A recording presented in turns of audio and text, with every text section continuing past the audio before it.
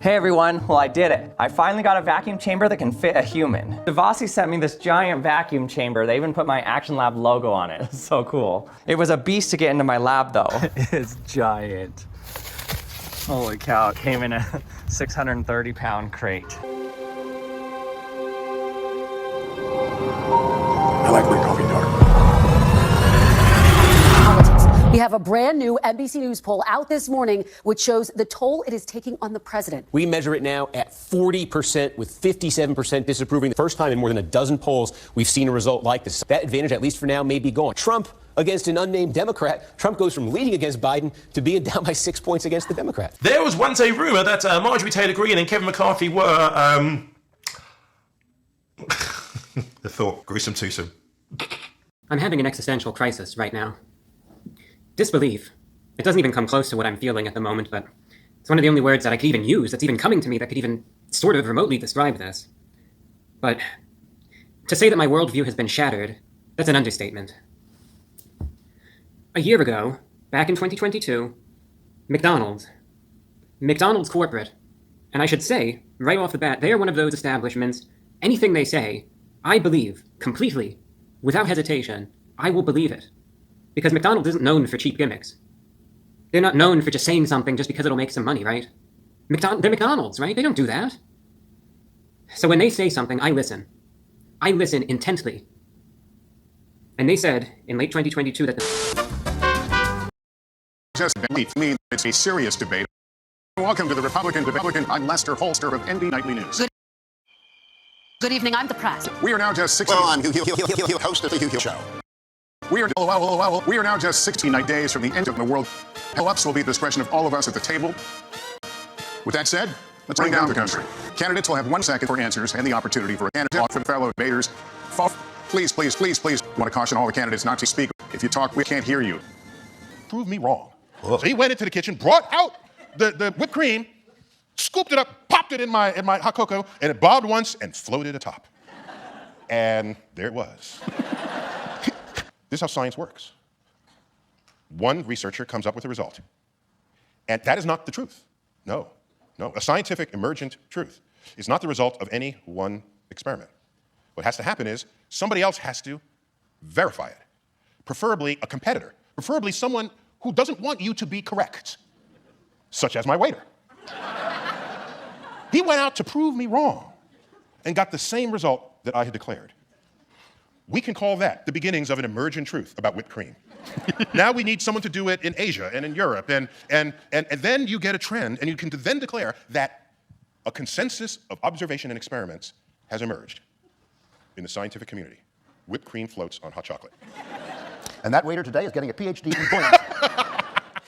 Republicans want you to vote for them, to give them power. Why, though? One thing. I want my Republican colleagues to give me one thing, that I can go campaign on and say we did. We become a party of losers at the end of the day. It was a cancer in the Republican establishment. Republican voters across the country are sick and tired of Republicans. One. Anybody sitting in the complex, if you want to come down to the floor and come explain to me one material, meaningful, significant thing the Republican majority has done. I feel like many of the American people that think that Republicans in Congress completely fail them. I feel the same way, and I'm a Republican member of Congress. Finally, Americans have something to agree about with Republicans. The United States Supreme Court dealt a crushing blow to Ron DeSantis when a majority of justices on that court, including Brett Kavanaugh and Amy Coney Barrett, by the way, they ruled that his ban on drag performances in public places here in the state of Florida cannot be enforced while the law is being challenged in the courts. Oh my God, this is great. They overturned it. No, they did not. We've got a long way to go before that thing is dead and gone. No, you can't enforce it while it's going through the courts. Judge Clarence Thomas, Samuel Alito, and Neil Gorsuch, they all three said we would have just let the law take effect. Luckily, they were in the minority. It was a 6-3 ruling, so good on the Supreme Court for once. Ron DeSantis has been watching for months and months and months now as his poll numbers just continue to get worse. He needed some kind of win, any kind of win, to show the Republicans out there that are getting ready to start voting in their primaries that he's not a complete buffoon, that he is capable of doing things, and a ruling the other way from the Supreme Court would have been a huge benefit to his campaign, and he didn't get it. He lost. because he always loses. Most of his other signature legislation, which is nothing but culture war nonsense, attacks on critical race theory, the book bannings, most of those things have been overturned by the courts so far. So he really has no legislative record to stand on, and this blow from the Supreme Court might end up being the death blow for his presidential campaign that was already on its deathbed. The Supreme Court just kind of came in and smothered it with a pillow with this ruling. This could be the final nail in the coffin for Ron DeSantis's, not just his presidential campaign, but his presidential ambitions as a whole. Appetite suppressant in AIDS is not a stimulant. AIDS helped me to lose 18 pounds, and it doesn't contain anything to make me nervous. Question: why take diet pills when you can enjoy AIDS? AIDS helps you lose weight without making you jittery. You've got your sunrise, you caught a prize, you're making your Johnson. Party nights, summer whites, your friends and your Johnson. Rooster tails, water trails, your kids and your Johnson. Saturday nights, distant lights, your girl and your Johnson. You and your Johnson, a way of life for over 50 years. I've tried fad diets, powders, pills. Well, friends, just when you think things couldn't get any worse for Donald Trump, Don Jr., Eric Trump in their New York civil fraud trial, things just got a little worse. Well, friends, the Trumps just had what may be their worst day in their civil fraud trial in New York. Get this. Trump's lawyers called a witness. They put this guy on the stand. A witness named Jeff McConney. McConney provided testimony that crushed his former boss, Donald J. Trump. Friends, can I say it just one more time? This witness, the Trump org comptroller, Jeffrey McConney, was put on the witness stand by Donald Trump's own lawyers. Some real tactical wizards there, huh? Through his testimony, these financial statements were given to Donald J. Trump for final review. That's going to leave a mark, huh? It's all over but the verdict. Here's a medical phenomenon that we can't explain. It's called the death stare or the death reach. And just as a disclaimer, I want you guys to understand that the reason I show these is because it's important to see what death and dying actually looks like. So, trigger warning. And good day. We are coming on the air with breaking news about an explosion at a border crossing near Niagara Falls. The FBI in Buffalo is investigating what it is calling a vehicle explosion at the Rainbow Bridge, a busy border crossing between Canada and the U.S. They add the situation is very fluid. Here's what we know according to our 4 senior law enforcement officials that were briefed on the matter. This is video of that explosion that's come into our newsroom. From what we understand, a vehicle crashed into the checkpoint structure at the Rainbow Bridge. You're seeing it right here at a high rate of speed. All right, back to the news that we brought you earlier on that incident that happened at the U.S.-Canada border. The FBI Buffalo office just released a statement confirming that there was a vehicle explosion. And, we were just reporting on your show yesterday on this new report that the governor of New York was talking about, that the state was facing an increase and a threat of violent attacks. Is this related? We still don't know. It's interesting to look at because it kind of gives us an idea when you talk about you're unclear if this happened on the bridge. That's this side. That's the United States side. That's what we're looking at there. And as you go further beyond that, that's the bridge. It never got on the bridge. So we now know the car was not going from the Canadian side to the United States side. The car was never on the actual bridge. We are being told that it was one time spotted at a 7-Eleven and that it was going at a very high rate of speed toward the U.S. side. Right here, you can see this toward the United States side, going toward the entrance to the bridge going on to Canada. And that in some capacity, this thing either lost control or it deliberately went at a fence and it crashed and then exploded. Now, we told you earlier that there was an explosion because there were explosives inside the car. And now authorities are apparently walking that back just a little bit, saying it's unclear if there were explosives or how many explosives. And so you can see as the fog clears on this area, and they're kind of getting a better idea of what's happening. So is there a potential that this thing was going at such a high rate of speed that it was going toward the bridge that might possibly it had maybe few explosives or no explosives and still created this explosive event at the bridge? I'm going to say yes, 100%. Here's my concern. It really is a stench in the nostrils of God, in my opinion. Speaking of stench, that is Arkansas Republican Jason Rapert. Governor Sarah Huckabee Sanders just appointed him to the library board, even though Rapert believes that Jesus would have banned and burned books. People going into the library and throwing books out in the yard and burning them and that sort of thing. But, you know, Jesus just might have done it himself if he was here. Two state senators won't back Sanders' choice of Rapert for Arkansas State Library Board. The next day, Mother Jones, Sarah Huckabee Sanders, pardons Turkey, but denies clemency for wrongly imprisoned man. Charlie Vaughn has been in prison for 32 years for a murder someone else confessed to. Earlier this year, federal judge blocks Arkansas law allowing librarians to be criminally charged over harmful materials. Yes, that was a law Sanders signed that would have allowed librarians to be jailed for providing library materials that conservatives don't like.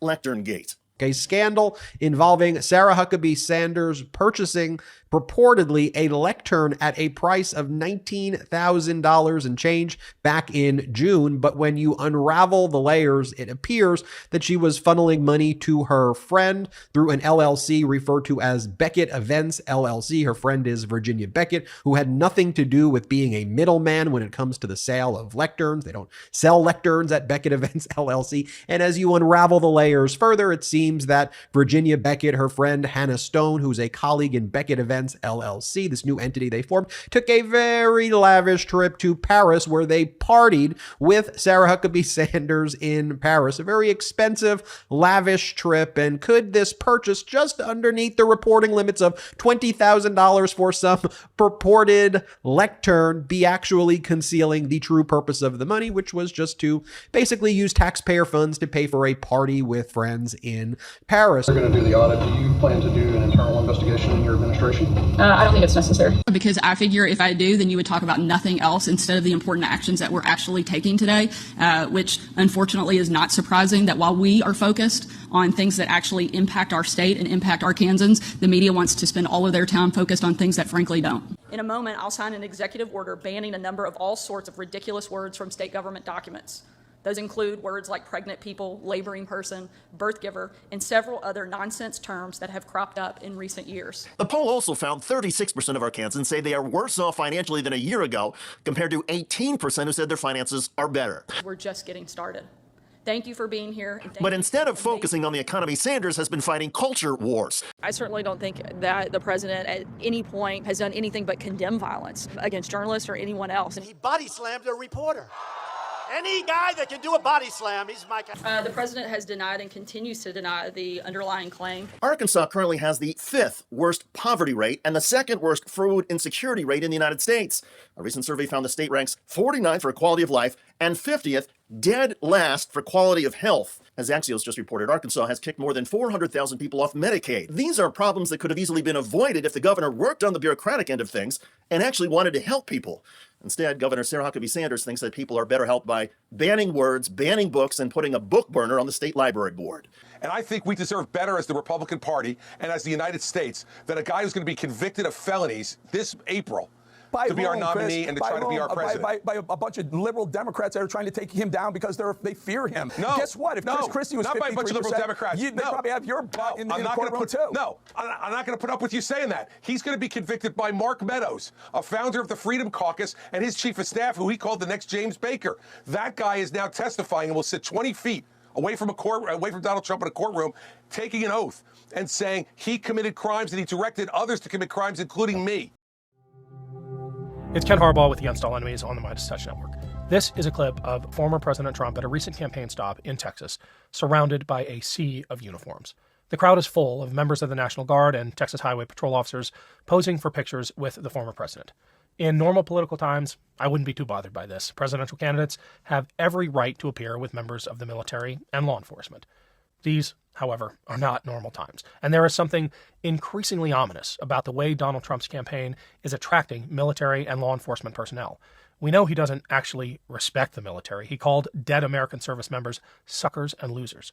He's using them to get elected and for far worse. He already tried in his first term to invoke the Insurrection Act to deploy the U.S. military against American civilians. And we know from reporting about the 2025 project that he likely has every intention of doing so again. I spoke with Mike Breen, Army combat vet and CEO of Human Rights First, about this. So, Mike, great to have you back on Against All Enemies. It's been a couple of weeks. Would love your reaction to that. When that same presidential candidate used his Veterans Day speech to talk about rooting out vermin, and he's talking about our fellow Americans with political views that he doesn't share, and when he's talking about weaponizing the Department of Justice against his political enemies, and he's openly talking about internment camps because immigrants, to use his words, poison the blood of the country. And he's openly discussed throwing the former chairman of the Joint Chiefs of Staff in prison for defying him politically, it takes on a very different tone. Pardoning, war criminals for murders and war zones and violations of codes of conduct that I know you and I both find sacred. We got to have an honest reckoning about the last 20 years. Because every time there is that widespread social disillusionment, especially among veterans, I can point to 2 or 3 case studies of this. The bearer of the solution, the person who comes along who says, I will be your vengeance, turns out every time to be a charlatan, a false prophet. You look at all of these cases of people preying on the kind of disillusionment you're talking about, particularly among veterans who have paid a very high price, and those people who purport to speak for them always let them down. Every damn time. And it's, it's the same conspiracy theory type stuff every time too. You never lost on the battlefield, but you were defeated anyway. Why? You must have been stabbed in the back by your own somehow. 2 years ago feels like ancient history when you talk about the end of the Afghanistan conflict, but you can't just turn the page on 22 years of this stuff for the people who fought these wars. I spent something like 28 months in combat, but that's nothing compared. I've got friends who spent years and years and years of their lives, deployment after deployment, 20 years careers, with 12 of those years deployed. And you think about what that does to somebody when it turns out that they were fighting a war everybody else kind of forgot about and in the end just sort of walked away from. They're going to be looking for something to give them a way to go forward. And in this case, it's a con man. Being part of something, giving your heart and soul to something that turns out to not have been worth it, that'll start to eat your soul. And I think there's just a lot of that in this generation of vets. There's a lot of that in our comrades. I think it is a helpful partial explanation for why so many, not a majority, but by far too many of our fellow vets seek out groups like the Oath Keepers and 3%ers and Proud Boys to regain that sense of purpose, to feel like they're part of something bigger than themselves. They're contributing to a greater cause. Yeah, and they get the message too. Look, it wasn't your fault that it ended this way. There's nothing else we could ask of our military for the last 20 years. Did everything that was asked of them and more. To then ask them to sign up for a toxic cause, to go, lie to them and tell them, hey, and the solution to this is to go destroy the thing that you set out to defend because it's all rotten to the core. I mean, we all know who that serves. And it's funny. You look at the guys leading this movement, and they're almost all guys. You look at the Donald Trumps, sure, but the image that sticks with me every time is Josh Hawley, right? This guy's never going to be on the front lines of anything. Never served a day in his life. Fist bumping the crowd on Jan 6 and then turning his back and running away, right? And he's nowhere to be found when things get tough. These are the guys leading the movement. They have nothing to offer any of these guys, and they can't even really look them in the eye in terms of being honorable men and women. They're just using them, and it's a hell of a shame. I mean, I think. You got to be accountable for your decisions. You got to be accountable for the choices you make, especially when those choices involve breaking the law and attacking federal buildings and signing up with armed militias. But it is really heartbreaking that these lies have taken in so many people who've already given so much to the country. And it is striking how people like the former president, Josh Hawley, Ted Cruz, and others hold their most ardent followers in such contempt. They would never be caught dead at the same cocktail party. Right? They are using the passion of these followers for their own political ends. When they're not writing books on masculinity, when in between champagne brunches.